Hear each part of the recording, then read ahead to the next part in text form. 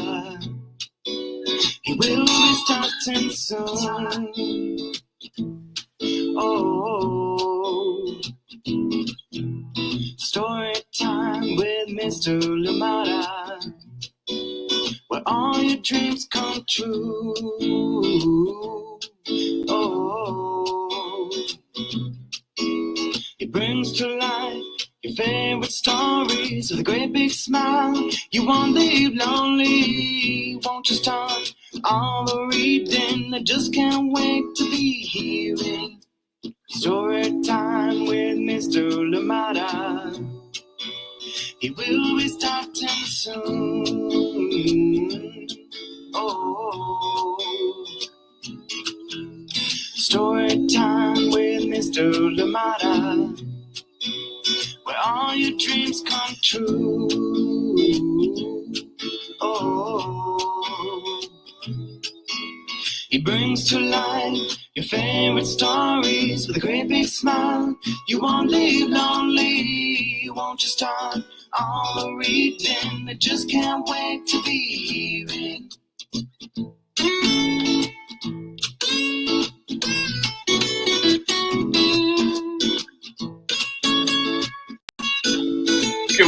Good morning, and welcome to Storytime. Or is it good evening, good afternoon? Depends on where you are, right? Thank you so much for joining in Storytime today. Always a pleasure to be here with you. Always a pleasure to share wonderful books, and of course, enjoy the company of the many amazing guests that we've had here on Storytime. And going for the record, I think it's safe to say at this point, going for the record, Michelle Jing Chan is here with us. And yes, get excited. You have every right to be, as we know she's brought magic every time she's come through. And this time, she's brought her accomplice. And I am excited to also introduce Kimberly Lee, who's joining us for their amazing book, as you've seen from all the promos and everything else that's been going on, released on July 1st. So how exclusive are we that we have this book right here on July 3rd? And of course, a big thank you to Michelle and Kimberly doing the work in the background, bringing us this wonderful book, of course, getting us the permissions as well from Macmillan Publishing. Thank you indeed for being here. I hope you're ready. Please leave us a comment. Let us know you're here so we can say hi to you. And of course, share with your friends. Let them know Storytime is happening. And of course, remember too that Storytime is here live 7 a.m. Pacific time, as we now know, 10 p.m. Malaysian time. And of course, you can always catch the recording at 11 a.m. Pacific time. And I will do the math to get to the Malaysian time for that one. But of course, at your convenience, at a time that works best for you, at storytimewithmisslimata.com, at storytimewithmisslimata on Facebook and YouTube. Thank you so much for being here with us. I am excited. And without much ado, please join me in welcoming to Storytime, Kimberly Lee. Welcome. Hi, Mr. Limata. Hi, everybody. It's so exciting to be here. I almost tripped up and said good night, good evening, everybody. It is. It is, right. Where I am right now, but yes, good morning, the rest of the world. Good to see you. Thank you. And of course, too, at this point, somebody that needs no introduction to Storytime, Michelle Jing Chan. Welcome. Hi, thank you so much, Peter, for having us, and Kimberly for signing on at nighttime, your Malaysian time, as well as anybody listening in. Yeah, no, absolutely. Well, congratulations, first of all, to both of you. Thank you. Thank you. Amazing. I mean, like, I was, you know, I know we had talked about it. It's like, oh, there's a book coming out in July, and all of a sudden, July was here. A book is out, and how does it feel? Yeah. That's yeah.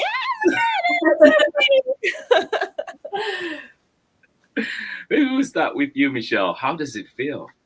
I was really excited about this one. Kimberly knows that the moment I saw the manuscript, I really related to it. I was the jealous older sibling of a younger brother, and actually I dedicated this book to my younger brother, who I'm now good friends with, but like Anya and Hana, we weren't always either.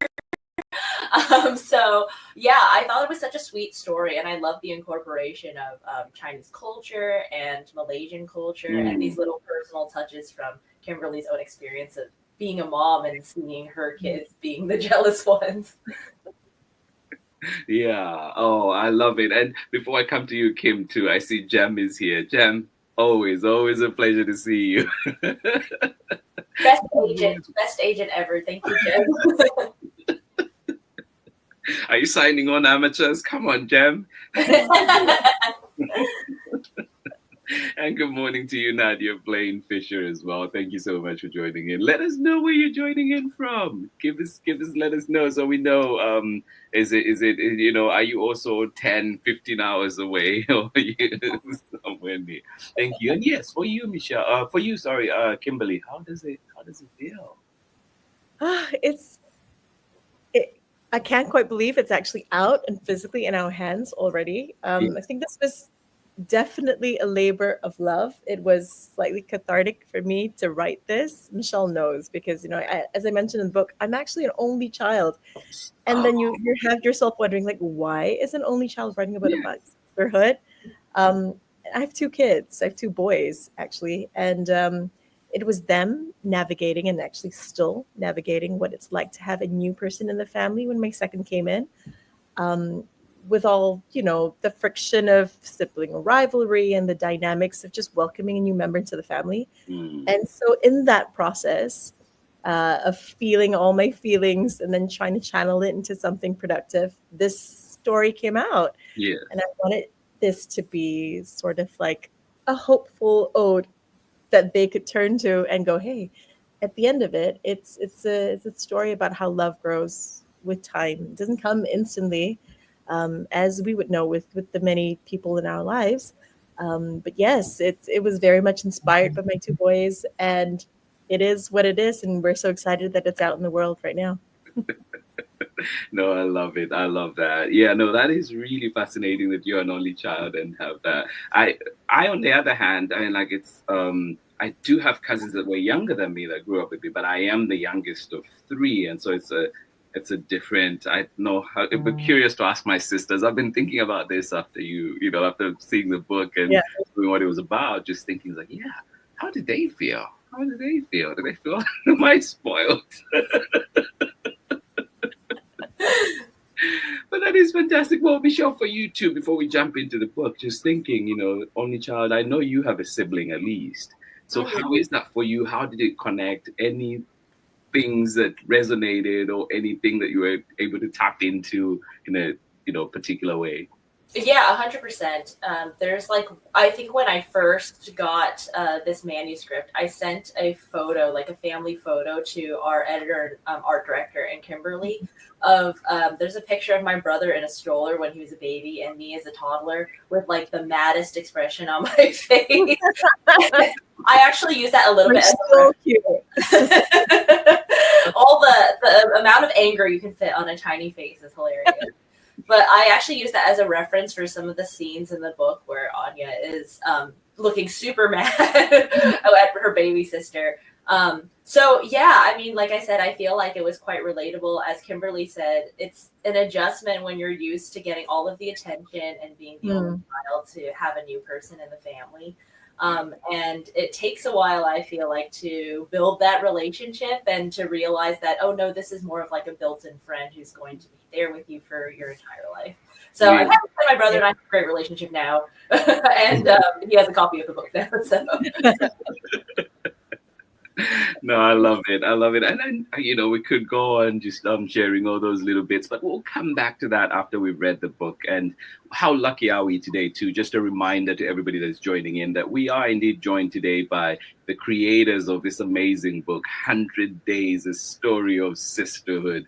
Kimberly Lee and, of course, Michelle Jing Chan are here talking about their book, and they're about to read to us. Please let your friends know Storytime is happening. Let your friends know to log into Storytime at storytimewithmrlimata.com, Facebook, YouTube, and, of course, at a time that works best for you. So you can always join in. But one of the other things, too, I just wanted to highlight is that this conversation will be available until December. So please come on back, jump on in. And if you have questions today, drop them in the chat so we can definitely try and get answers if we have time from Michelle and Kim. But of course, if the questions come in later, I will make sure to forward those questions so we can always try and find those answers for you. But for now, we're getting ready to read the wonderful book. Congratulations again, Michelle and Kimberly, and I cannot wait for this treat. All yours. Thank you so much. Michelle, do you mind just sharing one more time? Yes. Absolutely. Oh, yes. Good morning to you, Aurora. How are you doing today? And shout out to Nadia and Aurora. Definitely. Definitely sometimes frenemy. Yes, that is so true. Yes, and shout out to Aurora and Nadia, who are my agency siblings. Oh, that's so lovely. Yes. I love the support. I love everybody being out here too. All right, Michelle, all yours. Here we go. Okay, thank you. Yep. And I'm around, but I'll just take myself to the background. Sounds good. Would you like to start, Kimberly, or do you want me to start? I can start. This is literally the first time these words are coming out of my mouth Yay! to the general public, and it's so exciting. Okay. 100 Days, A Story of Sisterhood. Words by Kimberly Lee and art by Michelle Jing Chan.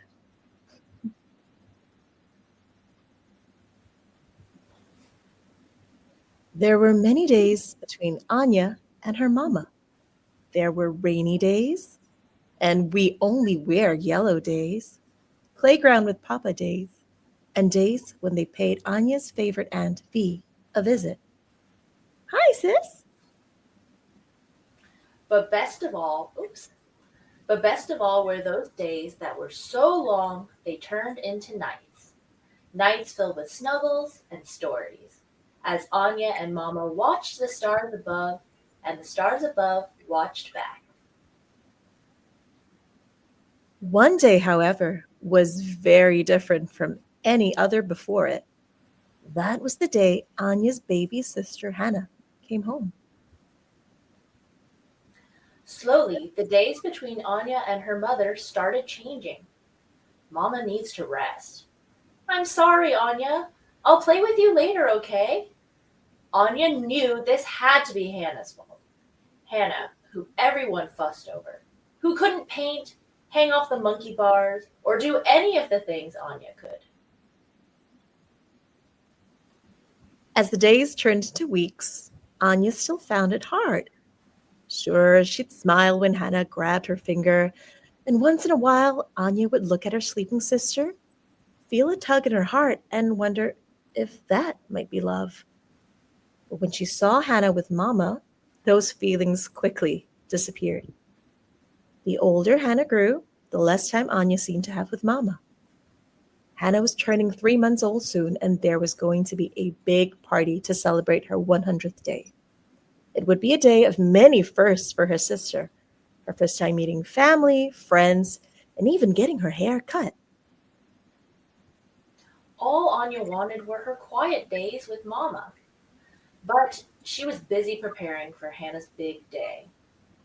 Found it! Hannah's 100th day arrived. As their home began to fill with happy visitors, Anya felt a little left out. Seeing this, Mama pulled her in for a warm hug. Why don't you help Aunt V out, she asked. She's working on a special treat. Anya found her aunt in the kitchen, surrounded by rows of angkukwe. Aunt V patted the seat beside her. Come give me a hand. Your grandmother taught me how to make these, said her aunt, scooping up bits of yellow bean paste and rolling them into little balls. And then I taught your mama. Anya smiled, imagining Mama and Aunt V, two perfect sisters. We fought so much when we would make them, her aunt added. Anya looked up in surprise. But Mama always says you two are best friends. We are now, her aunt replied, shaping the red dough around the little yellow balls. But we weren't always. I didn't know that, thought Anya. Now for my favorite part, said Aunt V. Anya watched as her aunt pressed one of the dough balls into the mold and turned it over. With a tap, out popped a round red quay covered in shapes and swirls and symbols, like the back of a small red shell. It's a tortoise, cried Anya. That's right, said her aunt. They represent good luck and a long life for the baby. But they've also always reminded me of being a big sister. A big sister?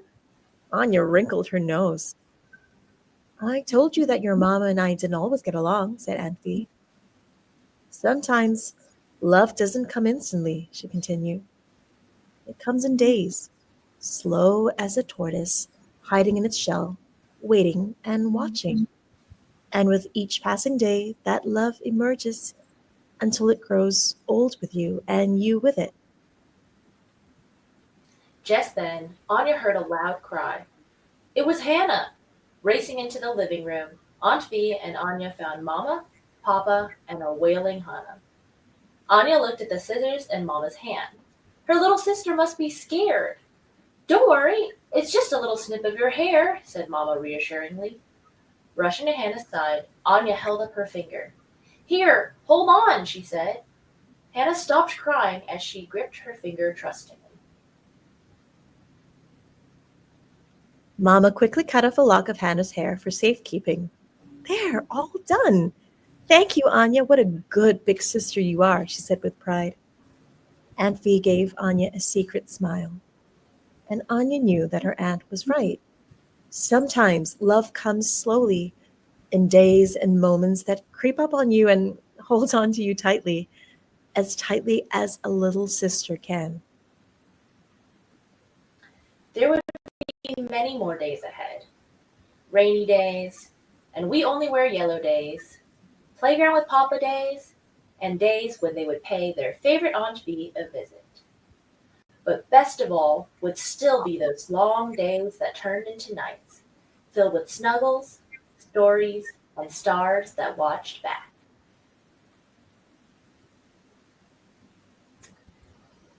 Do we read this part too? Or the The end, although maybe you could talk a little bit about the author's I note. could, yes, we can go back. Okay, so I'll just read for it so people kind of get an idea. But this is like the origin story of what the 100 Days celebration is all about for people who are curious and who have never heard of this before. And I think most people haven't, and it's really quite a fascinating custom. So yes, as I said in the author's note, babies have many milestones to celebrate, whether it's smiling or walking or saying their first word. And in the Chinese culture, the one of the first and most significant milestones in a baby's life is their full moon or their 100th day celebrations. This stems back to way back in ancient times when a baby who successfully reached their 1 month mark was a cause for much joy, especially when infant survival rates in the past were very low.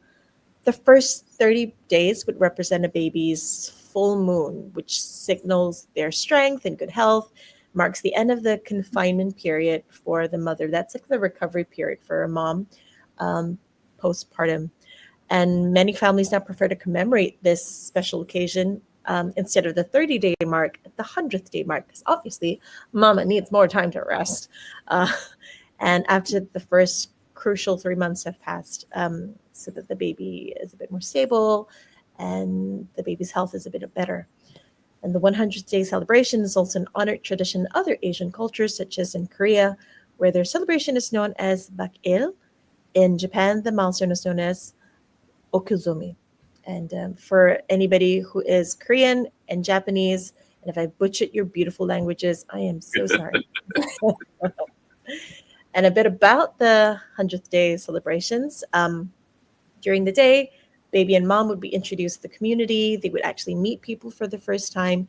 There would be some special symbolic rituals or customs being carried out, which, part of them does include the cutting of the baby's hair, announcement of the baby's name. There's some things like, the washing of the baby in special, water that's been blessed. And then part of the food that's being served on the day, just as a tribute to guests, would be hard-boiled eggs in red because, we're Chinese, so red for everything. That signals good luck. And also, they would have pickled ginger and Uncle Kue. So Uncle Kue is something that obviously it's one of the main characters in this book, and it's otherwise known as red tortoise cake. It's actually literally called tortoise cake. The shape of it is meant to represent a baby's sex or gender. The more pointed shapes represent a boy, and the flatter oval ones are supposed to represent a girl. And baby gets lots of fun gifts, like money packets, red money packets, jade jewelry, all from the friends and family have paid a visit. And that is a little sneak peek at what the 100th day customs are like, for those of you who are curious and have always wanted to know. And then here we have a lovely recipe courtesy of a family friend. For those of you who actually want to try it, I think a lot have not seen what Uncle Kue looks like. You can Google up the images. It really does look like a little tortoise shell. They're quite yummy. And if you ever find yourself my side of the world in Malaysia, please do yourselves a favor and try some of our great kue and cakes and food. And we're big on food here. Yeah. Oh, thank you for that. Yeah. I love it. Michelle, did you have anything you wanted to share any more about that? Oh, just that I think as we were working on this book, I thought it was super interesting to see kind of the overlaps in customs. Kimberly is Malaysian and I'm Chinese American, but we still celebrate 100 days in Cantonese culture, as Kimberly mentioned as well, over here in America for like diasporic folks. So yeah, I thought it was interesting to see like the similarities and differences there. And agreed that we wear red and love receiving and giving red packets for everything. Yeah, no, I love that. And I didn't know about this tradition, honestly, but also it's amazing to see how you mentioned the roots of it, but also that it's kind of like inbuilt recovery time for the mother. Just like I find that really amazing, especially I don't know how it is now, say, if any of you can speak to this, how is it, for example, maybe growing up in the city versus somebody that might be in a more rural area, and how these things may still may play out or may show up. Or how this tradition shows up. Does anybody know? I think I don't know about how much is celebrated in the West, but like in the East, in terms of recognizing a baby's like 100th day and having, sometimes the parties here are like full on, like big blowouts of huge guests, huge list of guests, a lot of food, a lot of there's usually a big celebration coming attached to this, but not every family celebrates that. Sometimes it's like a quieter affair. So I don't know if that is necessarily location specific. More like if the parents are the types that like to throw a big do, then baby just gets a big celebration, I guess. Yeah, love it. No, for sure. And one of the words that has come up in the chat quite a bit is sweet. It's just such a sweet book. Michelle, maybe for you, I know that, I don't know if when you were starting the manuscript, Kimberly, if you were thinking sweet, but Michelle, how was it for you? Was that one of the things that attracted you to this manuscript? Yeah, definitely. I've been a fan of Kimberly's writing since I saw her first book, Boys Don't Fry. And I think the way that she wove in the cultural traditions into this, and it kind of brought the story back full circle by the end, and showing all of these different moments that Anya could still experience at the end, but the experience is slightly different because now you have a sibling to do them with. I thought was like, again, really, really sweet and like a really heartfelt way to tie the story together. And then also in the art, I tried to incorporate little nods to like the turtle shell shape as well, and little nods to like Anya and Hana being sort of analogs. So if you notice, like the blankets in the art, the checker pattern is the same colors, but just different squares between Hana's like blanket and Anya's blanket and Hannah's blanket, and then also with their stuffed animals like the tortoise and the hare kind of being a matching thing and a nod to the shape of the quay. Can I just jump in and just say that Michelle is an absolute genius. That's part like one of the big reasons why I love picture books, why I am a picture book author, is because I love that intermarriage between text and art. It's so important. It's not like a this is my book and then you just do some pretty drawing. It's a complete equal partnership, right? Because her art breathes life into my words in ways that I couldn't have imagined when I first wrote the manuscript. And so when I'm here, even with my kid, when we got the book and we were looking through it and I'm going through all the little details, I'm like, oh my gosh, Michelle is so clever with the, and he was the one picking out all this stuff, like how, you had those little drawings in the first spread where it's just Anya and her mom, and then later on with the three of them.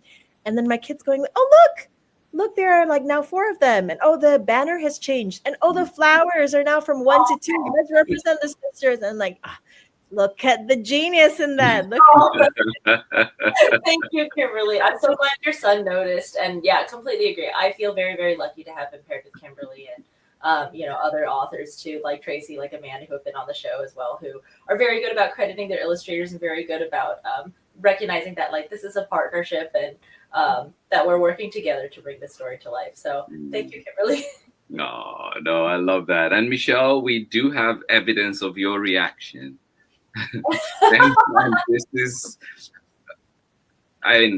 who else can we trust more than Jem? Yeah. Thank you for coming with the receipts, Jem. I was like, it's funny to see the exact thing that I said in the moment. No, but that is I honestly, that is how I felt too, and I can see too from the comments again. And this maybe some people that have already seen it before too, or maybe the build up to it, but it's still interesting that is something that comes up, and it does feel like that. And especially too, I love, and I'll bring this back to you as well, but I love when I think Anya's Hana is holding Anya's finger like that. Just I love that spread. But which takes me into the next question for you from Yaroslava. It says, what is your favorite spread in the book, Kim?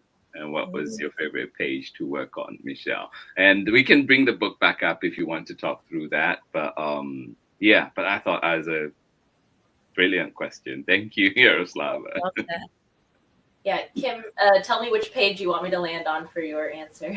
I think for me, it's a blend because the two pair so nicely.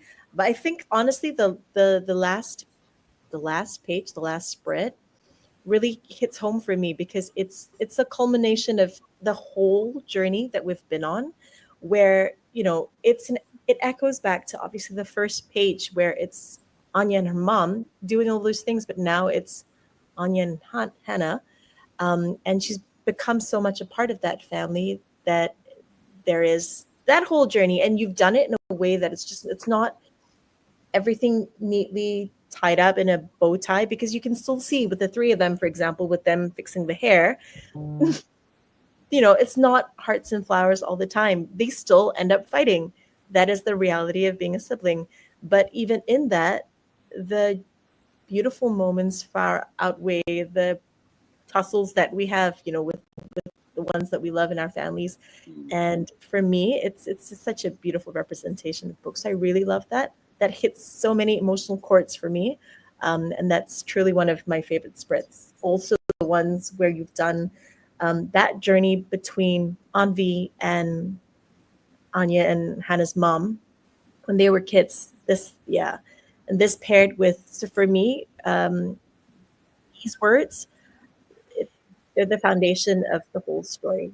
And it was paired so beautifully with this, the older sister's journey as well. So I love these two spreads.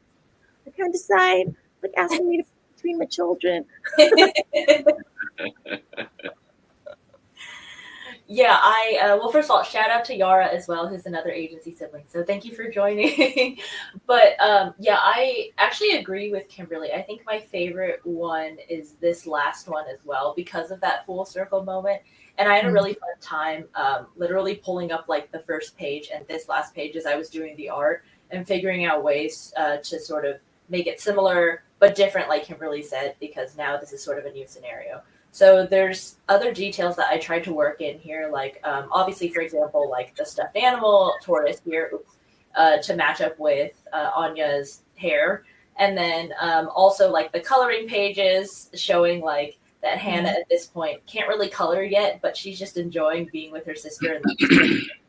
And then something else I tried to do too is on this page, as Kimberly said, her son noticed that the doodles have 4 people now, and the picture frame has the 4 people in the family.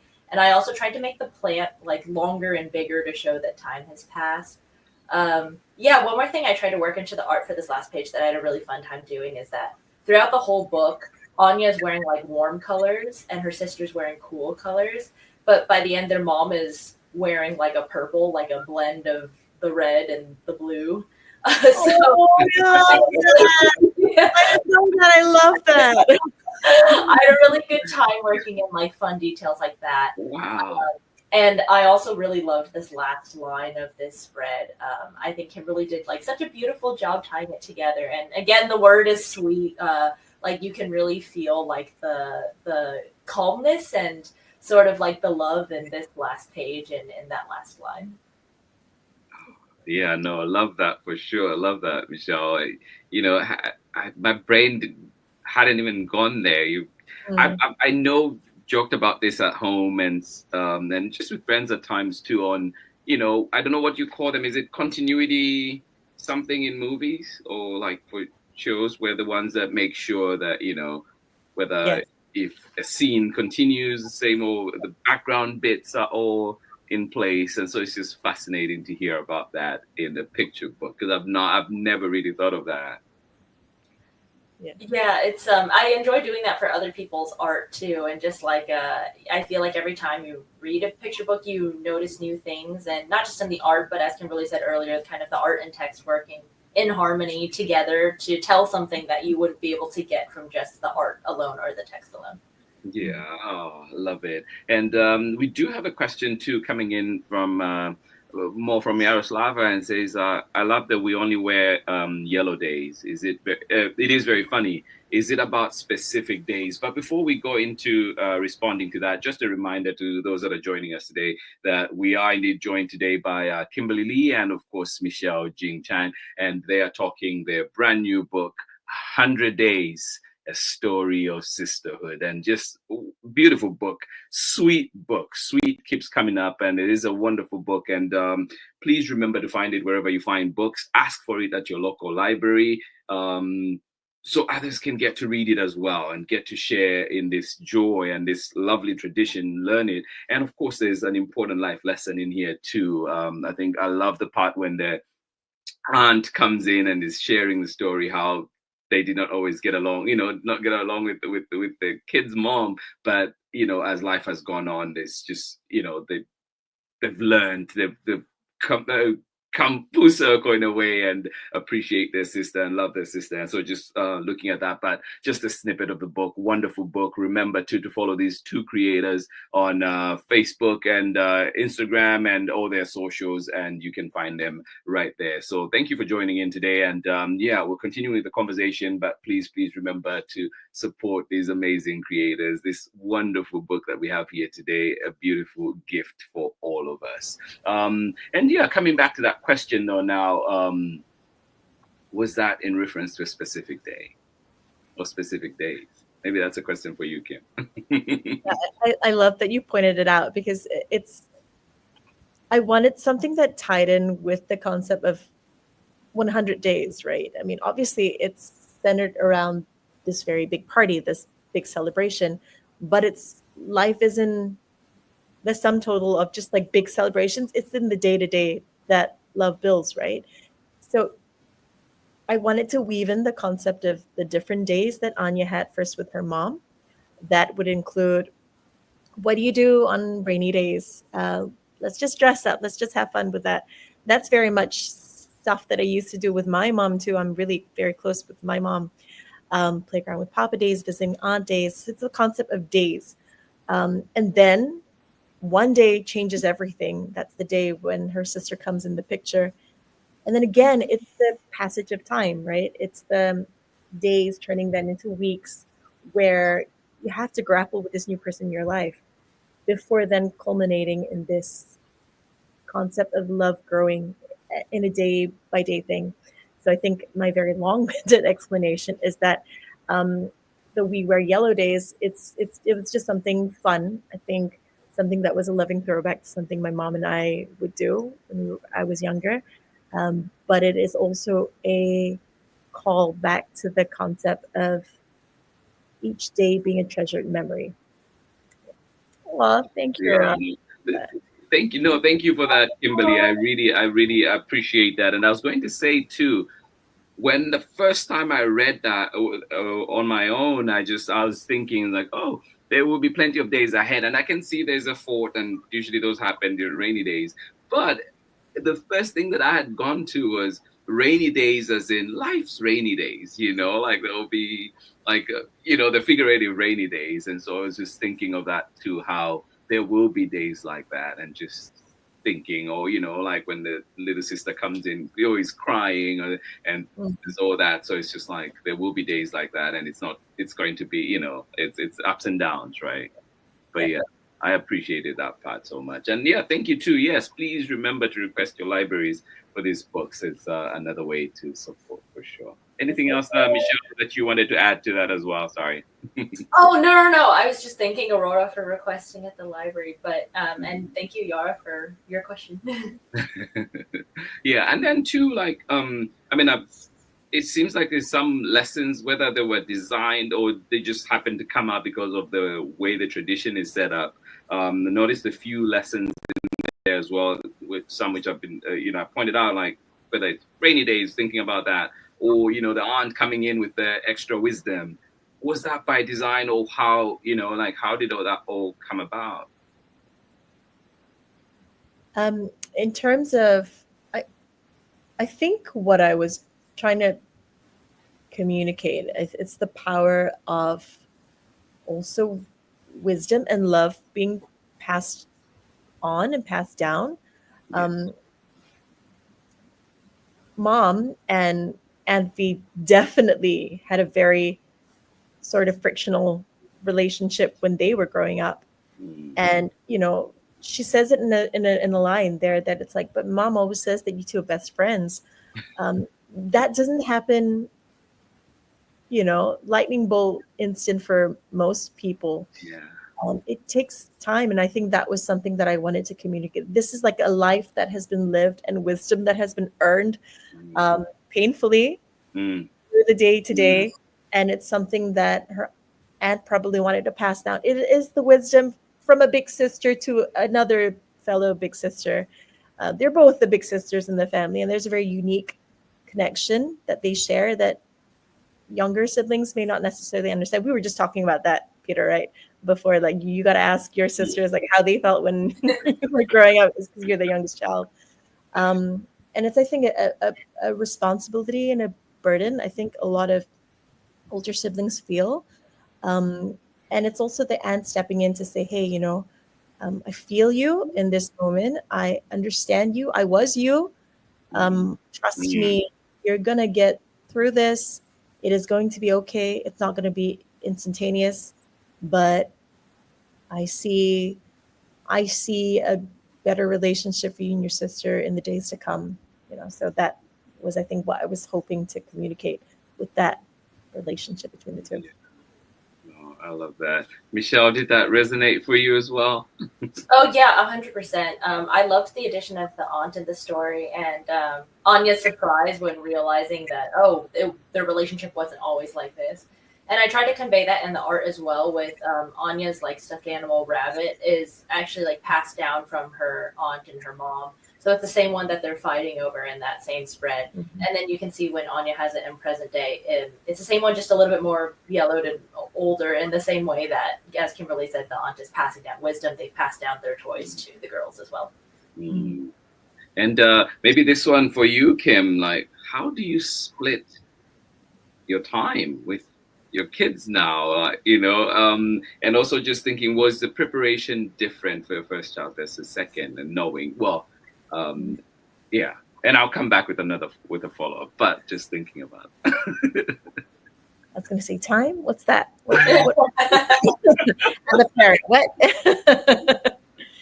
Oh, I think it's an ongoing thing. Every parent probably struggles with the same thing. There aren't quite enough hours in a day, and for me, because I know, like my first kid has a lot of big feelings. I mean, apple doesn't fall far from the tree. It comes to two of us. I always joke. I'm like I basically gave birth to myself. And honestly, I think he reacted the same way I probably would have reacted had I had a new sibling enter my life. I mean, I was an only child, maybe for a reason. My parents were like, okay, this girl probably can't but I feel for him. Like I felt for him so much when second one came in the picture. And because, as much as you do try and afford time with the first, at least in the initial stages, you won't be able to because you literally have to feed, change, tend to put to sleep the little one. And I think kind of bearing that in mind, and as the second one grew a bit older and a bit more independent, I was able to go, okay, look, I need to be able to give my first that same level of affirmation and that time, just one-on-one time with me. So I am conscious about that. I think it's still a journey that we are navigating as a family. Again, it's not like I keep using the word instantaneous. It's not that. It doesn't have. It's in the day to day, right? Um, and I have to learn. I think how to. Actually, I wouldn't even say love each child equally, but more love each child in the unique way that they understand love. If you know what I mean. Because they're made differently, right? Every single person with different needs. So to understand, I'm learning how to recognize what the needs of my first child are compared to my second child, and to love them, meet them where they are, Yeah. and that's an important thing for me No, as well. I like that and that you mentioned that too. I was listening to something not too long ago, actually. I can't remember what podcast. I feel like I listened to so many, but they're all blending in my head right now. But there was one where they were talking about the parent not being the same person Mm. depending on when the children are born. Like, it could be you're more financially secure at some point. You have more knowledge about certain things and all these things. And so, like, you cannot be the same parent. And of course, then we're talking also the children's temperament, the children's, just personalities and so on. And so it really like was that person was sharing exactly what you've just been, what you shared with us. I love that. Thank you. And Jam says, you're making me feel like I can again. Oh, thank you for sharing that.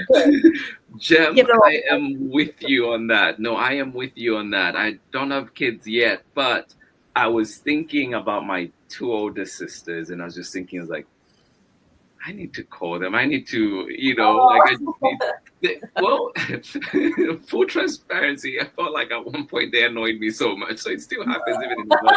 They annoyed me so much. I was just like, I'm not gonna call them. I'm sure my partner Ariel who's watching I'm sure just knows this. She's heard me complain and and now I was just thinking like, but they've still done, which is funny because even in the time I've been upset with them, they've still done things. Like I've made requests, like, could I have this done? And they've still gone through and done it, right? And so it's just like, right now, like Jam, I was just thinking, really, as you were reading much earlier in the conversation, I was just thinking, I was like, I need to send them a text and just, and just like, yeah, and also realize like they had to adjust to me from probably the time I was born.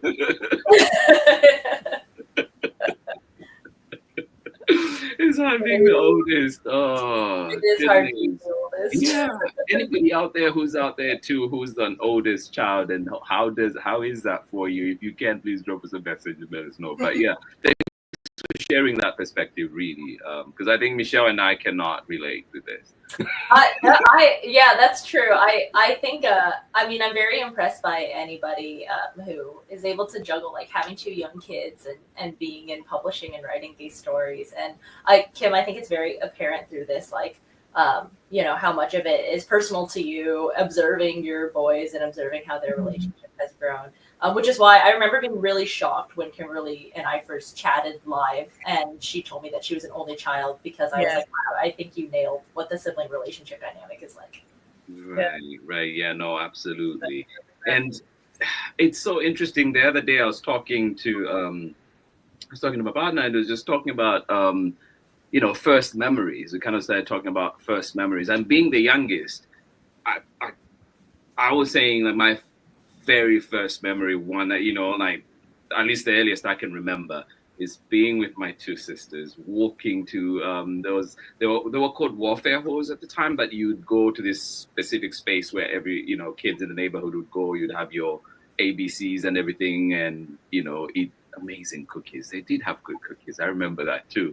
But I remember walking, like there's this very specific thing, like walking to this one space where you kind of had to crawl under a wire and then go up to the building instead of going all the way around to the gate. And I was wearing one of those like t-shirts that was a hand-me-down from my sisters. And the funny part too is like and they told me, and I remember this too, but they told me like they would only put underwear, not like shorts or pants, real pants, you know, like, so it was easy for me to go to the bathroom. His sisters and like with their dress t-shirt, right? Like, so yeah, just, but that was them already taking care of me even at that early age. They are a little bit older, but still, you know, like just thinking like all these things that you're bringing up, Kim and Michelle, for that. Oh, that's such a cute image of, like, you know, in a giant hand-me-down shirt. Yes. Yeah, I still remember it. Very specific. Remember what I was holding. But yeah, and on the flip, just maybe bringing that to you as well. Any memories? I mean, for you, Kim, might be a different question, but for you, Michelle, like what's your earliest memory, or what are some memories with your own sibling? Mm-hmm. Yeah, well, it's funny because I distinctly remember my parents told me, like, hey, you're getting a brother. And I was so excited because they were like, oh, you'll have a friend. And I was I'm a very sociable person, and I was then too. And my parents said before my brother was born, I was super lonely. Every time I like went to the park, if I saw another kid playing alone, I would like make a beeline to them and try to be their friend. And so when my parents told me that I was getting a sibling, I remember being really excited about it, and then being really jaded once he was born, and, you know, like, oh, this baby can't do anything, and just like, oh yeah, like this baby is taking all my parents' attention, and he can't play with me or do anything yet. Michelle, I seriously thought the whole time you were the youngest. Yeah. Like, that was what I thought. I thought you were the youngest child. Oh, you were the younger child. It's like, I feel so alone right now. On this. Nope, I am the oldest, and I was a lonely child. But I think some of my earliest memories were actually like were reading with my brother. Actually, I always loved books, and actually, on my website, there's a picture of me reading a book, and it's like cropped as a circle, but next to me is my little brother, actually. So we used to either play that I was the teacher and he was the student. I was doing story time at school, or we would just read books together and I would read to him. So those were some of my earliest memories, and like I think as soon as he started being able to do stuff and play with me, it was like it switched. And you know, like Kimberly said, it's not that we didn't have any fights or anything, but it was then that I think we both started to see like, oh, this is like I said, built-in friend, or as Aurora said earlier, like sometimes a built-in frenemy, but someone that you're gonna have by your side. Yeah. Yeah, no, I love that. How about you? I mean, Kim, I'm sure you've had cousins or other, like, what are some of those bits? Maybe when was the first time you thought you had to share something, you know? Oh, I'm very close with my.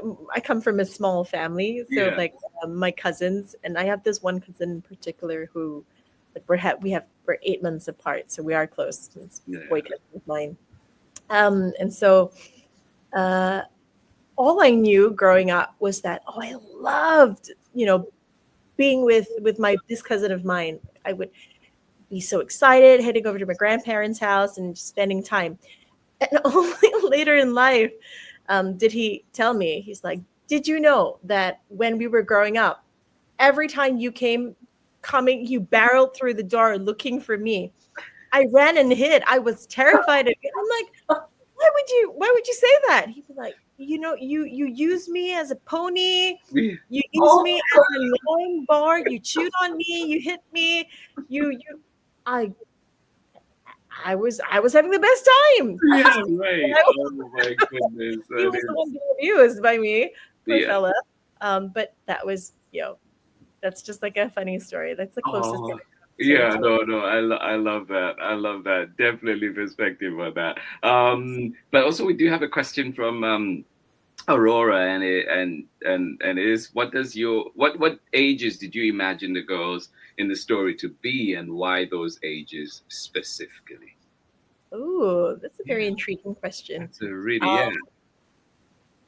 I don't know why the ages, but I think in my head, Anya's about like, when the story first starts off, I think she's around um, 5 or 6, because I think that was about the age where, my when my kid was starting his journey, and obviously at the start when the baby was first born, again that novelty was still there, and then he got a bit older, baby got a bit older, and then all of those complex feelings came about. And that was when he was around the 5-year-old mark, I think.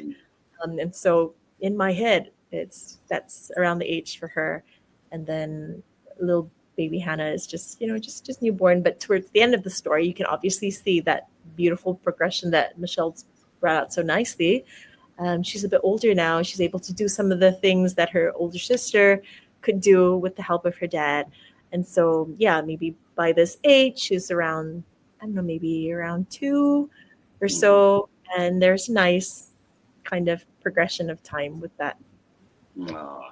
No, yeah, I love that question. But I guess too, for you, Michelle, did the ages come automatically in your head, or was there a specific conversation about the age difference when you read the manuscript? I believe I actually did ask our editor about this just so I could see how old to make them in the Yeah. art. But I did have a great time by the end. Like I had a lot of fun trying to show the progression of both of them aging, like both of the sisters, and also like showing the parallel of like Hannah's two little tiny baby pigtails, and then as she actually grows hair, and then Mm, real pigtails later. So yeah. No, I love that, like seeing that progression represented. It reminds me too of another, I mean, like, just another warm book.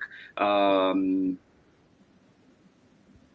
Evelyn Del Rey's Moving Away by Meg Medina, and I can't remember for the life of me the illustrator right now. I do apologize, Michelle. it's all good. But like there is that, like there was a progression in there as well with the girls, and the very last spread shows them kind of like letter writing, but like as grown, at least I'm assuming teenagers at that point. But it's just that warm feeling, and that you drive through the book. I see, I feel that all the way through this one as well. Like it gives me that same feeling. But yeah, no, to both of you, really, like just thank you for your insights. And we could go on. There's so much more I know I still want to ask. And after this, I'll just be like, oh, why did I ask that question? But congratulations. Wonderful book, wonderful story. You learn every day, and I'm learning about this tradition. And, I think what you do, I mean, it's amazing. Just it is books that resonate with people, and the importance of telling people stories, right? Because this tradition, I'm not in a position where I could tell that story, but to be able to see that it is so yet, different yet so similar to my own experiences, and really giving me this opportunity to think about whether, it's calling my sister and talking to them, and just, maybe even just saying, I am sorry for some of the things I've done. No, for real. But you've pushed me to that. Yes, thank you, Jem. Oh my goodness, Jem, you've just moved up. Like right there, right As there. I'm saying, Jem is the best agent. I think my family ain't gonna allow me to say you're my favorite person, so I'll say you're my second favorite person right now. But thank you. But yeah, I know that you're doing shows and things that are coming up, and unfortunately, I know if you are able to travel out to the US yet, Kim. But just wondering, I know there's things happening, Michelle. I've seen on your socials you have things coming up, and please do share them as well with us so I can, share some more. But anything that's coming up, any closing words for everybody here today, and everybody else that will be seeing this, and everybody that will be reading your amazing book later on. Yeah, at least I'm glad that Kimberly and I got to do this virtual event since she's in Malaysia and not able to travel at the moment. So we have one more virtual event that we are announcing soon, happening in mid-July.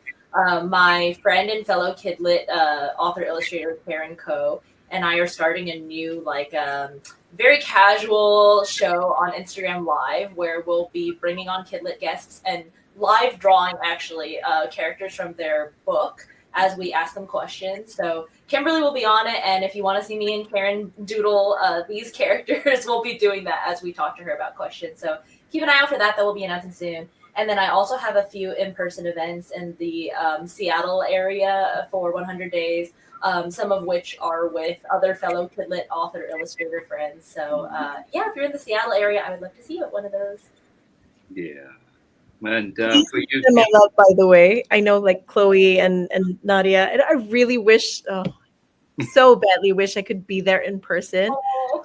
We had a whole discussion, Michelle and I was telling her that I had hoped to make a trip over this year, and also because ALA was happening and our book was coming out so close to that. Yeah.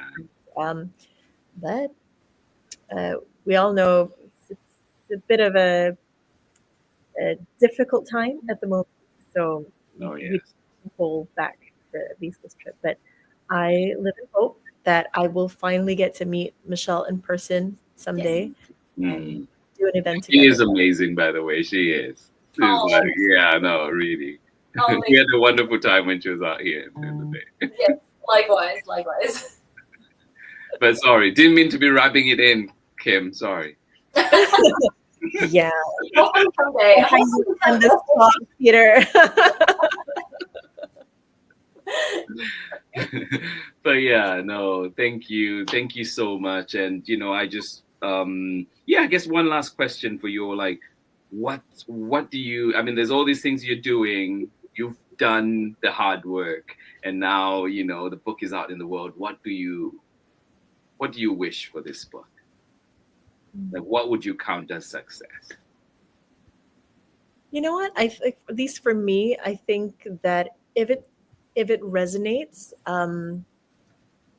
in the hearts of just any sibling, whether you're a young reader or an adult, because we were just talking just now, and when Jen says that she wants to hug her firstborn, or when you say that you want to call your sisters, to me, that's huge.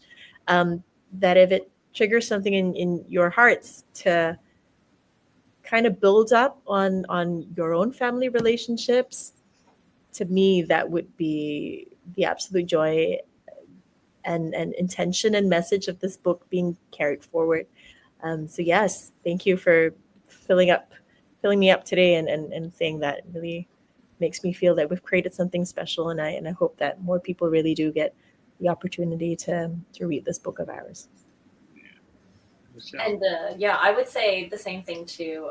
I hope that this makes people, siblings, and family structures of every kind, reflect on like your own relationships and feel that appreciation for how relationships can grow and change over time. And one small note that I will end with is I have a baby cousin who's 3 years old, who I saw when I was in the Bay, the same trip that I saw Peter. And she has a little sister as well. And lately her little sister has gotten big enough where she can kind of like listen in on Storytime too. And their parents sent me a picture of like the oldest child, my baby cousin, looking so mad. my parents messaged me on the side and they were like 100 days. I was like, oh, I give my baby cousins a copy of all my books, but I was like, oh yeah, I had the same thought and I will be sending them a copy of this one. So I hope that my baby cousin, when she reads this, also can relate to it and see that sibling relationships can grow and change over time. Yeah. Oh no, I love it. And too, like, I think just to close to another thing that you're connecting me to is just, I grew up with a ton of cousins in the house. It was a big household, but like those sibling relationships, whether it's a cousin that you're close with, like you're saying, you visit every time or regularly, but just those relationships, those are my people, like. And now even when I'm going to Zambia, I know I'm taken care of. I know like those like somebody will be at the airport, somebody, like there's always just like, yeah, those, I think maybe because they're baked in that hard beginning, they really, like they are the people that prop you up and just, yeah, like really sweet relationships that just, yeah, keep us going, I think, at least for me. And I think for most people as well. Thank you both for being here today. Kim, we'll let you go. Good night. Thank you so much for joining. Thank you. It was an absolute joy and privilege. Thank you so much, Peter, for having us on. No, Michelle, always enjoy seeing you. And I'm looking forward to our chat later this month. Yes, you too. And thank you again, Peter, for having us, and Jem and all my agency siblings for tuning in. Yes, thank you for your lovely comments and questions. Yeah, I know. That was lovely. Thank you. Thank you both. And I'll just sign out here, but we'll chat in a little bit. Thank you so much to everybody joining in. That was, of course, our sister here, our regular here, Michelle Jing Chan. And of course, I think we have a very able addition there, new addition. And I hope Michelle is not feeling jealous and, sibling rivalry. But Kimberly, welcome to the Storytime family. Thank you for joining in. Appreciate you both. And of course, to everybody too, your comments, everything really make, Storytime special, and your insights. Appreciate that. Keep supporting Michelle and Kim, and keep supporting this wonderful creation that they've put out for us. Magic. Yes, congratulations indeed. As always, thanks for a great time. Well, absolutely. Thank you, Jem. Appreciate you. And thank you for always being such a big support of Storytime. And until next time when we're back, please remember to ask for this book at your local library. Ask for this book at your local library. Ask for this book, with school libraries and everybody else. Keep supporting. It is important that we continue to do that so that these wonderful people can feel the love and continue to give us such amazing work. Thank you so much. This has been Storytime for today. A very special story time with two amazing people, Michelle and Kimberly. And of course, this conversation is available until December 31st. You can always join in, come on and have a laugh, and of course, learn from their amazing work. And of course, find this book, and if you can, read along when they're reading as well, so you get to enjoy double. Thank you so much for being here. This has been Storytime, and I'll see you again tomorrow when we're back with another exciting story. I can't promise that it'll be as exciting as it was today, but hey, we'll do our very best to try and match up. Biggest of hugs, and I will see you again tomorrow. Bye-bye.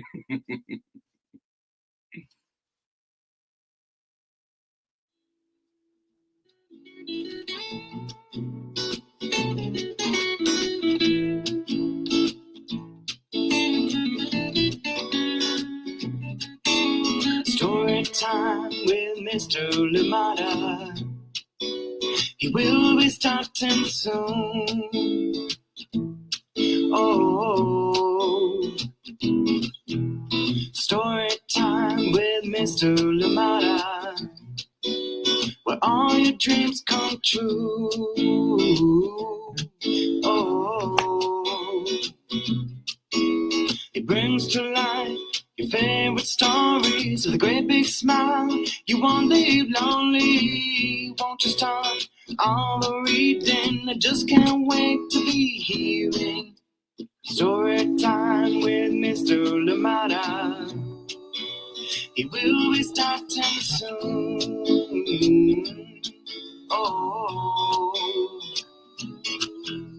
story time with Mr. Limata, where all your dreams come true. Oh, he brings to life your favorite stories with a great big smile. You won't live lonely, won't you start all the reading? I just can't wait to be hearing Mr. Limata. He will be starting soon. Oh. Story time with Mr. Limata, where all your dreams come true. Oh. He brings to life your favorite stories with a great big smile. You won't live lonely, won't you start all the reading? We just can't wait to be hearing. Brings to life your favorite stories with a great big smile. You won't live lonely, won't you start all the reading? We just can't wait to be hearing